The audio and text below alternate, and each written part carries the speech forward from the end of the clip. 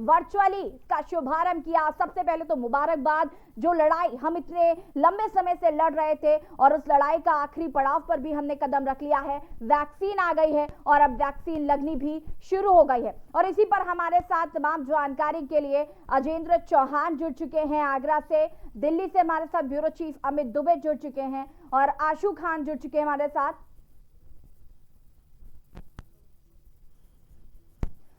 सबसे पहले अमित आपके पास आएंगे। दिल्ली के एम्स हॉस्पिटल में पहला टीकाकरण लगा। आपसे जानकारी जानना चाहेंगे, कैसी व्यवस्थाएं की गई हैं, क्या कुछ तैयारियां की गई हैं? देखिए, वैक्सीनेशन की शुरुआत हो चुकी है और सबसे बड़ी चीज अगर हम बात करें तो खुद केंद्रीय स्वास्थ्य मंत्री डॉक्टर हर्षवर्धन सिंह आज सुबह से ही एम्स में मौजूद थे। खुद तो तैयारियों का जायजा ले रहे थे, क्योंकि एम्स को सर्वे सेंटर बनाया गया है। एम्स जो है पूरी दिल्ली की मॉनिटरिंग कर रहा है, तमाम अन्य जगहों की भी मॉनिटरिंग कर रहा है, इसलिए मॉनिटर सेंटर जो है वो एम्स को बनाया गया था। और खुद हर्षवर्धन, जो कि पेशे से डॉक्टर भी है, केंद्रीय स्वास्थ्य मंत्री है, पूरी चीजों का मुआयना कर रहे थे। पहली वैक्सीन भी वही लगाई गई, दूसरी वैक्सीनेशन भी एम्स के अंदर हुआ। और हम जिस जगह खड़े हैं, दिल्ली का LNJP हॉस्पिटल है, जो कि दिल्ली का सबसे बड़ा कोविड हॉस्पिटल था, दिल्ली सरकार का हॉस्पिटल है ये। और यहाँ भी वैक्सीनेशन शुरू हो चुका है। हालांकि मुख्यमंत्री अभी नहीं पहुंचे, अब से कुछ देर बाद मुख्यमंत्री यहाँ पे पहुंचेंगे। और बाकायदा ये पूरे दिल्ली में 81 सेंटर बनाए गए हैं टोटल, और हर सभी पे आज 100 लोगों का वैक्सीनेशन होना, यानी 100 लोग हर सेंटर पे आज वैक्सीनेट होंगे। और बाकायदा इसके लिए पूरी तरह से सुरक्षात्मक इंतजाम किए गए हैं कि कहीं किसी तरह की कोई दिक्कत लोगों को ना हो। और जैसे जैसे वैक्सीनेशन का काम शुरू होगा, पहले 100 लोग, और चीजें जब नॉर्मल रूटीन में आ जाएंगी तो रूटीन के साथ में इन चीजों को और ज्यादा बढ़ाया जाएगा, फिर वैक्सीनेशन का दायरा बढ़ाया जाएगा। क्योंकि दिल्ली की बात करें तो दिल्ली में 2,40,000 स्वास्थ्यकर्मी है, ऐसे में 2,40,000 को वैक्सीनेट करना होगा। हालांकि अब तक दिल्ली को 2,74,000 डोजेज मिल चुके हैं, जिसकी प्रक्रिया जो है शुरू हो चुकी है। और जिस तरह प्रधानमंत्री ने खासकर देश को शुभकामनाएं दी, उसके बाद पूरे देश के तमाम हॉस्पिटल्स में वैक्सीनेशन का काम शुरू हो गया। दिल्ली की बात करें 81 सेंटर, यूपी की बात करें तो यूपी में नोएडा में खुद जो नोएडा के सांसद है गौतम बुद्ध नगर के डॉक्टर महेश शर्मा, वो अपने ही हॉस्पिटल में वैक्सीन 11 बजे लगवाएंगे। तो जाहिर तौर पे जो जिसे लेके देश को बहुत सारी उम्मीदें थी, आखिरकार वैक्सीन कब आएगी वो पल शुरू हो चुका है, लोगों को वैक्सीन मिलने लगी है। अभी हेल्थ वर्कर्स का नंबर है, कुछ दिन के बाद जो फ्रंट लाइन कर्मचारी है उनका नंबर आएगा, फिर आगे आने वाले दिनों में अन्य लोगों को भी वैक्सीन का टीकाकरण होगा। जी जी बिल्कुल अमित, हमारे साथ अनिकेत जुड़े हुए हैं लखनऊ से। अनिकेत, मैं आपके पास आऊंगी। प्रधानमंत्री नरेंद्र मोदी की शुभकामनाओं के साथ साथ ये टीकाकरण अभियान शुरू हो चुका है। लखनऊ में क्या कुछ तैयारियां की गई हैं? हालांकि जो वैक्सीन है वो पहले से ही पहुंच चुकी थी लखनऊ। किस तरीके से हॉस्पिटल्स में तैयारियां की गई हैं, व्यवस्थाएं रखी गई हैं? देखिए, ऐसी अगर बात की जाए तो यकीनन तौर पर 12 केंद्र राजधानी स्वास्थ्य विभाग के 1200 कर्मचारियों को आज पहला टीका दिया गया है।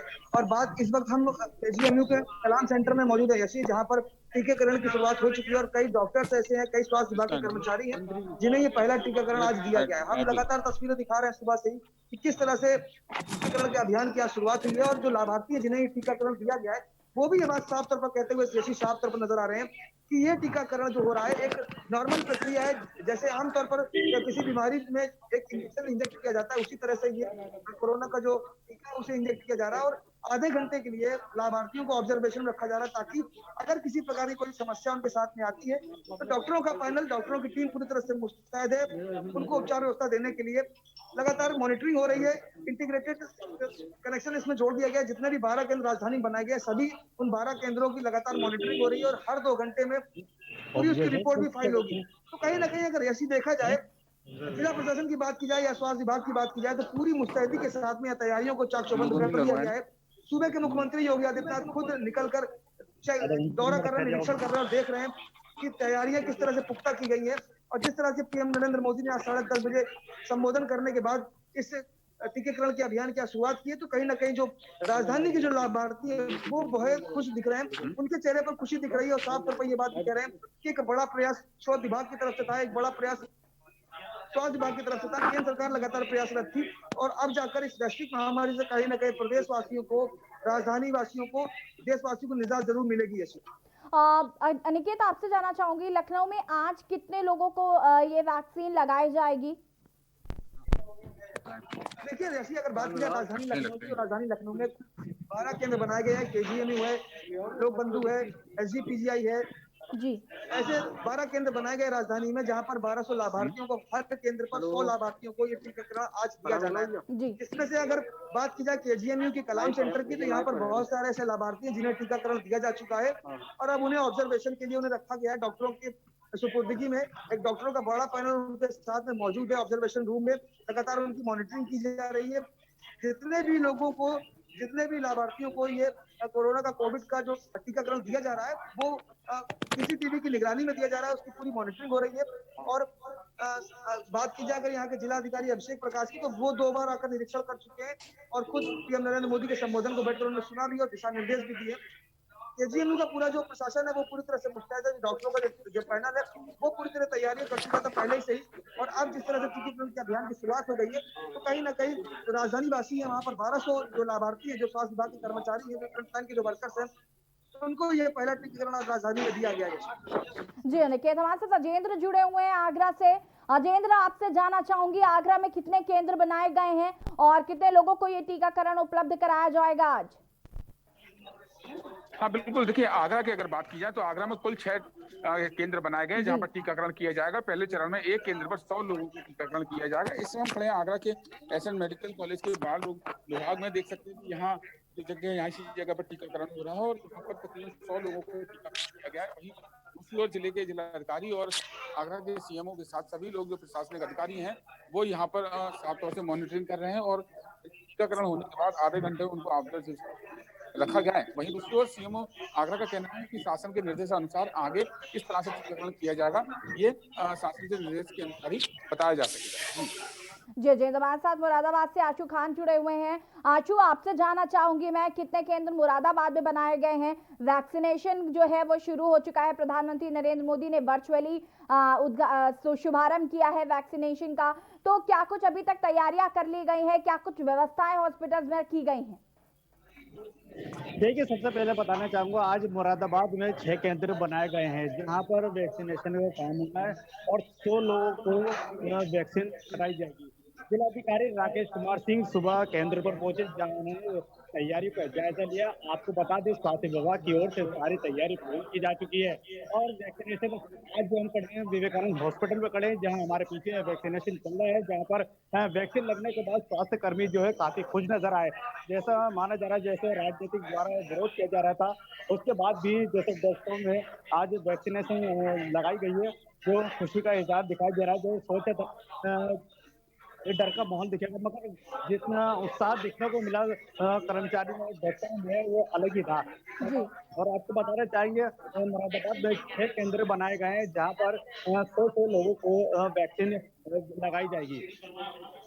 जी आशु, हमारे साथ अमित जुड़े हुए हैं। अमित, मैं आपसे जानना चाहूंगी, कोवैक्सीन और कोविशील्ड 2 वैक्सीन भारत में बनी हैं और दोनों ही वैक्सीन जो है वो अपने आप में इफेक्टिव मानी जा रही हैं। क्या जिनको टीकाकरण लगाया जा रहा है उनको ये इन्फॉर्मेशन भी दी जाएगी? अगर हम आम लोगों की बात करें, जब आम लोगों तक ये वैक्सीन पहुंचेगी तो उनको इन्फॉर्मेशन दी जाएगी कि उन्हें कोविशील्ड वैक्सीन लगाई जा रही है या फिर कोवैक्सीन लगाई जा रही है? देखिए, वैक्सीन आपको कौन सी लगेगी ये बात हॉस्पिटल डिसाइड करेगा। दो वैक्सीन जो है रिसेंटली मार्केट में है, खास तौर पे चाहे सीरम इंस्टीट्यूट की कोविशील्ड की बात करें या भारत बायोटेक की कोवैक्सीन की बात करें, लेकिन वैक्सीन लगवाना है या नहीं लगवाना है ये आप पे डिपेंड करता है। लेकिन कौन सी वैक्सीन लगनी है ये हॉस्पिटल प्रशासन डिसाइड करेगा। जिस वैक्सीन का पहला डोज दिया जाएगा उसी वैक्सीन का दूसरा डोज दिया जाएगा, इसमें कोई दो राय नहीं है।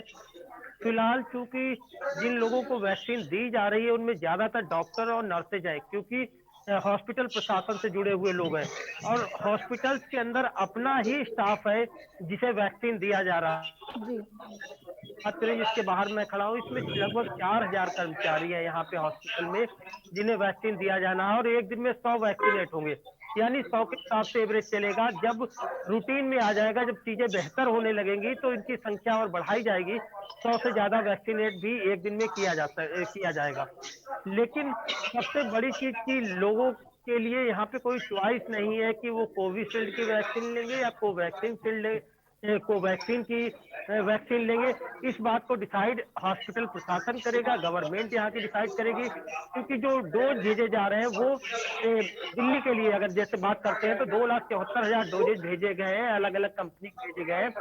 दिल्ली सरकार और हॉस्पिटल प्रशासन इसे लेके तय कर रहा है, हर एक का एक अपना अपना क्राइटेरिया है और दोनों वैक्सीन सुरक्षित माने जा रहे हैं, चाहे वो कोविशील्ड की बात करें या कोवैक्सीन की बात करें। क्योंकि आज पहला दिन है तो जाहिर तौर पर कुछ दिन तक इस तरह की होंगी कि कौन सी वैक्सीन आपको मिलेगी, कौन सी वैक्सीन आपको नहीं मिलेगी। धीरे धीरे जब चीजें रूटीन में आ जाएंगी तो अपने आप ही चीजें बदलती जाएंगी। क्योंकि आज भी जिन लोगों को खास तौर पे यहाँ पे वैक्सीन के डोज दिए जा रहे हैं उनके लिए पूरी व्यवस्था की गई है कि आधे घंटे तक उन्हें ऑब्जर्व किया जा सके, ऑब्जर्वेशन रूम में रखा जा सके और धीरे धीरे ये चीजें और नॉर्मल होती चली जाएंगी।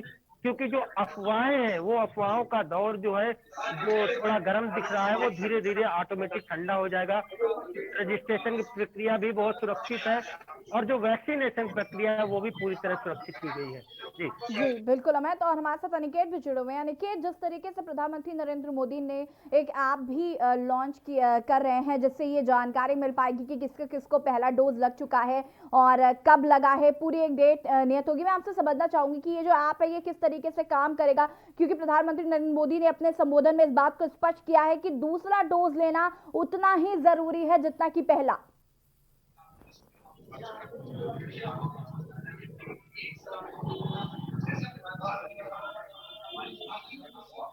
देखिए यशी यकीनन तौर पर अगर पीएम नरेंद्र मोदी को सुने या फिर स्वास्थ्य विभाग को सुने तो पहले ही गाइडलाइन जारी हो चुकी थी कि जो कोविड जो टीकाकरण का जो अभियान की जो शुरुआत हुई है वो सिर्फ एक बार टीका लेने से नहीं होगा बल्कि आपको 2 बार टीका लेना पड़ेगा। और जैसा कि आज तारीख 16 है और जिन लोगों को आज टीकाकरण 16 जनवरी को जिन्हें आज टीकाकरण किया गया है वो ठीक 1 महीने बाद अगले फरवरी में 15 फरवरी को उनको दोबारा से टीकाकरण किया जाएगा। तब जाकर ये टीकाकरण का जो वैक्सीनेशन है ये कहीं ना कहीं उनके लिए असफल होगी। तो लगातार पीएम नरेंद्र मोदी ने भी अपने संबोधन में ये बात कही है और स्वास्थ्य विभाग की जो गाइडलाइन है वो भी साफ तौर पर बात कह रही है। तो ये तो स्पष्ट हो गया है कि इस कोविड वैक्सीन को 2 बार हर व्यक्ति को लेना है, तब जाकर सुरक्षित खुद को महसूस कर पाएगा। उसके साथ साथ ऐसी एक बात भी है कि अभी भी चाहे डॉक्टर्स हो या पीएम नरेंद्र मोदी हो वो साफ तौर पर ये बात कर रहे हैं कि जिस तरह से स्वास्थ्य विभाग की गाइडलाइंस इस कोविड काल में बनाई गई थी उनका पालन लोगों को बखूबी अभी भी करना है। फिर वो चाहे मास्क लगाना हो या फिर 2 गज की दूरी लोगों से बनाकर रखना हो या फिर हाथों को सैनिटाइज करना हो। तो जो गाइडलाइंस स्वास्थ्य विभाग की तरफ से यशी बनाई गई थी उनका लोगों को अनुपालन करते हुए 2 बार इस कोविड वैक्सीन को लेना है, तब जाकर इस वैश्विक महामारी से निजात मिल पाएगी प्रदेशवासियों को, देशवासियों को, राजधानी वासियों को। लगातार ये बात पीएम नरेंद्र मोदी भी कहते नजर आ रहे हैं और लगातार स्वास्थ्य विभाग की तरफ से गाइडलाइन जैसे जारी की जा रही है। जी निकेत, बिल्कुल कहीं ना कहीं गाइडलाइंस फॉलो करना बहुत जरूरी है। और अमित, मैं आपके पास आऊंगी। गाइडलाइंस की अगर हम बात करें तो मैं आपसे एक बार समझना चाहूंगी और मैं चाहती हूँ कि आप दर्शकों को इस बात को बताएं कि जब आमजन में ये वैक्सीन पहुंचेगी तो दर्शकों को जो लोग हैं जब वहां पर वैक्सीन लगवाने जाएंगे तो उनको किन गाइडलाइंस का पालन करना होगा? आप लोग आ जाइए, आप लोग भी आ जाइए।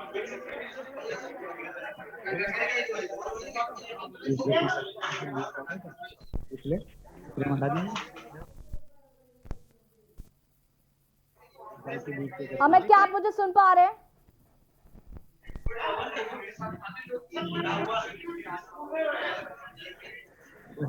लगता है अमित तक आवाज नहीं पहुंच पा रही हमारी। अनिकेत, मैं आपके पास आऊंगी। मैं आपसे इन गाइडलाइंस को जानना चाहूंगी। मैं चाहूंगी कि आप दर्शकों को ये बात बताएं कि जब आप वैक्सीन लगवाने जाएंगे तो आपको किन गाइडलाइंस का पालन करना जरूरी होगा।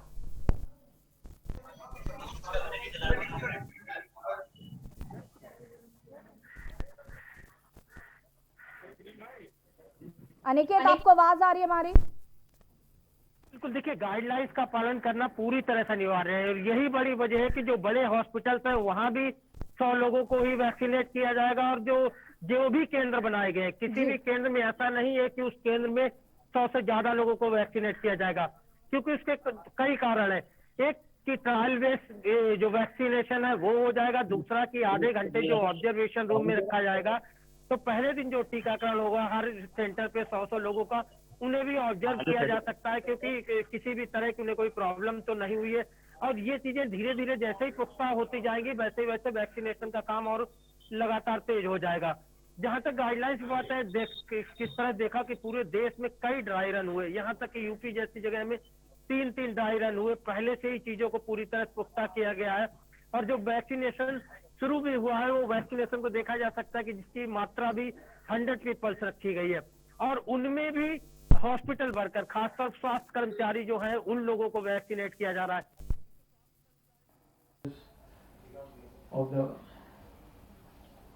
fight against COVID till now, all my COVID warriors who worked in hospitals, doctors, nurses, other health workers, those who worked as frontline workers in the field, those who worked in containment zones, surveillance zones, our policemen, our paramilitary people, our sanitation people, our security people, and if I have to honestly add, all of you, the journalists, I keep them also in the category of the COVID warriors, because all through they have been on the ground zero, taking all sorts of risks to report back the right information to the people of India.